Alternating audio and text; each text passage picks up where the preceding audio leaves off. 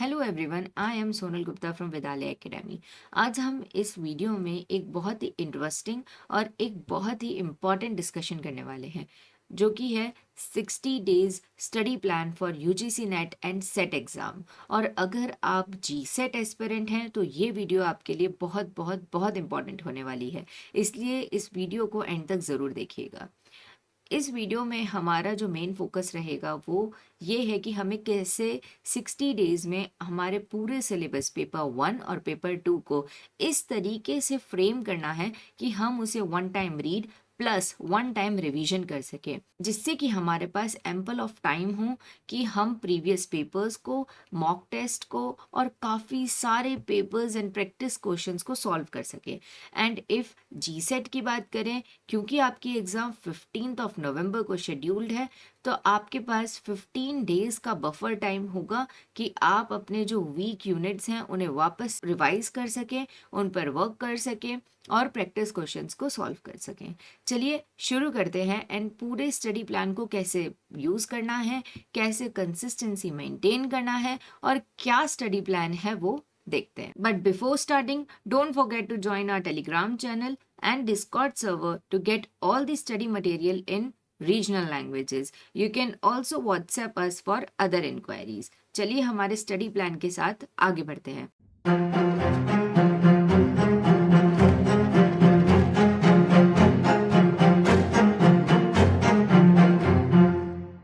ये वीडियो उन सभी स्टूडेंट्स के लिए है जिन्होंने अभी तक अपनी प्रिपरेशन स्टार्ट नहीं की है या उन्हें नहीं समझ में आ रहा है कि उन्हें किस डायरेक्शन में आगे बढ़ना चाहिए। देन डोंट वरी, इस टाइम टेबल में आपको first time read plus one time revision 60 days में कवर मिल जाएगा। उसके साथ साथ specially for G SET student, as per कि उनकी एग्ज़ाम 15 नवंबर को है, तो 15 डेज का आपको बफर पीरियड भी मिल जाएगा, जिससे कि क्या होगा कि आप एग्ज़ाम से पहले सेकेंड टाइम रिवीजन कर पाएंगे, या तो प्रैक्टिस पेपर्स सॉल्व कर पाएंगे या फिर आपको मॉक टेस्ट या आपको जितने भी एमसीक्यूज प्रैक्टिस करना है आप अच्छे से उसे कवर कर पाएंगे। ठीक है, रही बात यूजीसी नेट की, तो यूजीसी नेट की एग्ज़ाम डेट अभी तक डिक्लेयर नहीं की है, तो अगर आप इस प्लान को फॉलो करते हो तो आप 60 डेज में अपना 100% सिलेबस कवर कर पाओगे। सबसे पहले बात करते हैं व्हाई दिस 60 डेज प्लान, कि ये प्लान क्यों इम्पॉर्टेंट है। आपको सबसे पहले तो फुल सिलेबस सिस्टमेटिकली कवर मिलेगा। इसमें हमने paper 1 plus paper 2 law thoroughly cover किया है, एक भी सिंगल टॉपिक मिस्ड नहीं है। इंक्लूड करेगा built in revision for better retention, जैसा कि मैंने आपको अभी अभी बताया कि वन टाइम रिवीजन इस प्लान में ऑलरेडी इंक्लूडेड है। सूटेबल है हर एक पर्सन के लिए जो कि या तो कोई प्रोफेशन में इंगेज्ड है या तो उसने अभी तक अपनी प्रिपरेशन स्टार्ट नहीं की है। उन सभी लोगों के लिए आपको हेल्प करेगा कि आप अपनी डिसिप्लिन एंड कंसिस्टेंसी को मेंटेन कर सकें। As for the duration of the plan, तो प्लान स्टार्ट होगा 1 सितंबर से टिल 1 नवंबर, that is 60 days. And for syllabus, paper 1 plus paper 2 law, एक एक सिंगल टॉपिक आपका कवर हो जाएगा, कोई भी टॉपिक आपका मिस नहीं होगा। वन टाइम रिवीजन आपका इसी प्लान के थ्रू हो जाएगा एंड सेकेंड टाइम रिवीजन आप एग्जाम के पहले अच्छे से कर पाओगे। As for the format of the time table, वो हम आपको गूगल शीट में प्रोवाइड कर रहे हैं, जिससे कि वो ईजी हो आपके लिए आपकी प्रोग्रेस को ट्रैक करने के लिए। अब सबसे इम्पॉर्टेंट बात यह है कि इस टाइम टेबल को आपको यूज़ कैसे करना है। सबसे पहले जो डिस्क्रिप्शन में आपको लिंक दी गई है गूगल शीट की, आप उसे ओपन कीजिए। वहाँ पर आपको पेपर 1 और पेपर 2 के डेट वाइज डेली टारगेट्स देखने मिल जाएंगे। आपको उन टारगेट्स को कंप्लीट करना है और उनके आगे टिक मार्क लगाना है। लेकिन याद रखिएगा कि हर वीक के एंड में अपने आप को सेल्फ टेस्ट ज़रूर कीजिएगा, जिससे आपको एक ओवरव्यू मिलेगा कि आपने जो वीक में स्टडी की है वो आपको कितनी ज़्यादा याद है, या ऐसे कौन से टॉपिक हैं जिन पे आपको अभी भी वर्क करना है। इससे होगा क्या कि आपकी जो प्रिपरेशन है आप उसे ट्रैक कर पाओगे, आपको एक क्लियर आइडिया रहेगा कि ऐसे कौन से यूनिट्स हैं जिन पे अभी भी आपका वर्क करना ज़रूरी है, और ऐसे कौन से यूनिट्स हैं जिनका सिर्फ और सिर्फ एक रिवीजन ही आपको और ज़्यादा क्लैरिटी की तरफ ले जा पाएगा। जैसा हमने अभी डिस्कस किया कि जो स्टडी प्लान है उसमें आपको डेट वाइज टारगेट्स देखने मिलेंगे और पर डे 5 टॉपिक्स हैं जो आपको कवर करने हैं, ठीक है। अब उन 5 टॉपिक्स को आपको सबसे पहले ब्रेक डाउन कैसे करना है कि उनकी कॉन्सेप्ट लर्निंग पे ध्यान देना है, मतलब हर टॉपिक को अच्छे से समझना है, सिर्फ और सिर्फ रट्टाफिकेशन नहीं करना। उसके बाद हर एक टॉपिक के सिर्फ 10-10 एमसीक्यू सॉल्व करने हैं, ज़्यादा नहीं, सिर्फ 10 एमसीक्यू आपको सॉल्व करने हैं। और जो भी यूनिट या जो भी टॉपिक आपको लगता है कि इंपॉर्टेंट है, इसमें से ज़्यादा क्वेश्चंस बन के आते हैं, उनके शॉर्ट नोट्स बना लेने हैं, जिससे कि जब एग्जाम के टाइम पे आप क्विक रिवीजन करोगे तो वो आपको हेल्प देगा। ये तो एक बहुत सिंपल सी बात है कि हम एग्जाम के टाइम पे जो हमारी बल्कि बुक्स हैं लॉ की वो रीड नहीं कर सकते, इसलिए ऐसे नोट्स हाथ में होना बहुत ज़्यादा ज़रूरी है जिनसे हम एक क्विक रिवीजन कर सकें, ठीक है। और वो रिवीजन के नोट्स आपको बनाने हैं आपकी रीडिंग करते टाइम। जैसे कि अगर कोई डेफिनेशन है उसके कुछ कीवर्ड्स आपको पिक आउट करने हैं, तो आपको ना लिख देना है कि ब्लैकस्टोन की डेफिनेशन है तो उनके वर्ड्स हैं एनिमेट और इनएनिमेट। अब आपको जब भी रिवीजन करना है वो इन नोट्स से रिवीजन करना है, जिससे कि आपको इन नोट्स की हैबिट भी हो जाए और आपका रिवीजन भी क्विक रहे, क्योंकि आपका खुद का अपने नोट्स से फेमिलियर होना बहुत ज़्यादा ज़रूरी होता है। नो डाउट वो नोट्स आपने खुद ने प्रिपेयर किए हैं, बट अगर आप एग्ज़ाम के एक दिन पहले उन्हें सबसे फर्स्ट टाइम रीड दोगे तो वो आपको कॉन्फिडेंस नहीं देंगे, बिकॉज वो नोट्स के आपकी ब्रेन को हैबिट नहीं है, वो ऑलरेडी आपके अंदर एग्ज़ाम्स की एंजाइटी होती है जिसमें कि वो नोट्स आपको ऐसा लगेगा कि आपने कुछ मिस कर दिया तो, या फिर आपका रिवीजन प्रॉपरली नहीं हो पाया तो, जिसकी वजह से आपका प्रिपरेशन जो है वो डिस्टर्ब होगा और आपका टाइम वेस्ट होगा। इसलिए आपको आपके ब्रेन को हैबिट लगानी है कि इन शॉर्ट नोट से कैसे रीड करना है।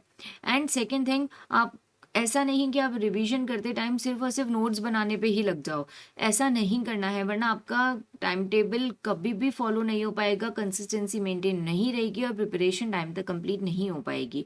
जो भी चीज़ें आपको लगती हैं कि ये तो बहुत ज़्यादा इंपॉर्टेंट है, एग्जाम में पूछी ही जाती हैं, सिर्फ उन्हें ज़्यादा फोकस रखो नोट्स में लिखने का, और बहुत शॉर्ट में नोट्स लिखिएगा। ऐसा नहीं कि आपने कॉपी पेस्ट ही कर दिया, जो डेफिनेशन लिखी हुई है सेम वही लिख दी, तो वो सेंस नहीं होगा उन नोट्स का कुछ बनाने का। इसलिए ऐसे नोट्स लिखिए जिनसे सिर्फ कीवर्ड से ही आपको पता चल जाए कि ये किस चीज़ के बारे में है। एंड हमारी तरफ से हम पूरी कोशिश करेंगे कि आने वाले मैराथन सेशंस में हम ऐसे सिलेबस को कंप्लीट करें जो आपके लिए एग्ज़ाम में हेल्पफुल रहे, एग्जाम में आपका साथी बने, जो नोट्स आप as in last time revision use कर सकें और आपका जो नोट्स बनाने का बर्डन है वो थोड़ा कम हो जाए। अब जो लास्ट के बफर डेज हैं, यहाँ पर मैंने 10 डेज इसलिए लिखा है बिकॉज जीसेट के एग्ज़ाम के परस्पेक्टिव से एज 15 डेज का बफर पीरियड मिलेगा उन्हें, अगर वो ये टाइम टेबल फॉलो करते हैं। तो ये जो 15 डेज का बफर है आपको कैसे यूज़ करना है, अगर कोई भी ऐसा यूनिट है, ऐसा डे था जहाँ पर आपका टारगेट अचीव नहीं हो पाया, तो सबसे पहले तो आपको उसे कवर करना है। या फिर अगर आपका पूरा सिलेबस अच्छे से कवर कर लिया है, कॉन्ग्रेचुलेशंस, अब आपके पास जो 15 डेज हैं उसमें आप अपने जो वीक टॉपिक्स थे, जिन टॉपिक्स पे आपके एमसीक्यूज रॉन्ग थे या फिर आपको ऐसा लगा कि ये रिवीजन देना वापस ज़रूरी है, आपको उन्हें रिवाइज करना है। आपको काफ़ी सारे प्रैक्टिस एमसीक्यूज सॉल्व करने हैं, previous year question papers solve करने हैं, मॉक टेस्ट सॉल्व करने हैं, और जितना ज़्यादा हो एमसीक्यू प्रैक्टिस करनी है। जिससे होगा क्या, आपका सबसे पहले तो कवरेज हो चुका है पूरा सिलेबस अच्छे से, आपका रिवीजन हो चुका है, आपका रिटेंशन है मेमोरी में कि आपने क्या रीड किया और क्या नहीं, और आपने एग्जाम से पहले पीवाईक्यूज भी अच्छे से सॉल्व कर लिए हैं। कॉम्पिटिटिव एग्जाम में सबसे बड़ी 2 प्रॉब्लम्स होती हैं, एक तो टाइम टेबल बनाना और दूसरी उस टाइम टेबल को फॉलो करना, मतलब कंसिस्टेंसी मेंटेन करना।